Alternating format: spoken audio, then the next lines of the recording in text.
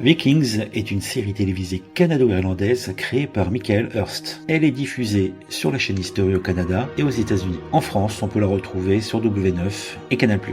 Dans ce drame historique, on suit les exploits d'un groupe de vikings mené par Ragnar Lothbrok, l'un des plus populaires héros vikings de tous les temps, au destin semi-légendaire. Ce simple fermier, homme lige de Jarl Haraldsson, se rebelle contre les choix stratégiques de son suzerain, mais il pense qu'au lieu d'attaquer les païens slaves et baltes de la Baltique, il serait plus judicieux d'attaquer les riches terres de l'Ouest, là où sont situés les monastères qui regorgent de trésors et qui n'attendent que d'être pillés par des guerriers ambitieux. Clandestinement, Ragnar va monter ses propres expéditions et sa réussite changera le destin des Vikings, comme celui des royaumes chrétiens du Sud, que le simple nom de Viking terrorisera pendant plus de 2 siècles. La série relate donc les événements historiques autour de Ragnar Lothbrok, incarné par Travis Fimmel, un roturier viking donc qui devient roi et qui a la particularité de n'avoir sans doute jamais existé. Effectivement, on n'est pas sûr que cet homme ait existé, on pense plutôt que c'est juste un personnage de légende à qui on a attribué les faits et actes de plusieurs rois, un petit peu comme ça a été le cas pour le roi Arthur. Pour l'instant, 4 saisons au compteur, une 5e est en cours de production. On devrait la voir courant 2017. Pas besoin d'être féru d'histoire pour apprécier Vikings. Pas non plus besoin d'être un barbare qui adore regarder des massacres et des pillages,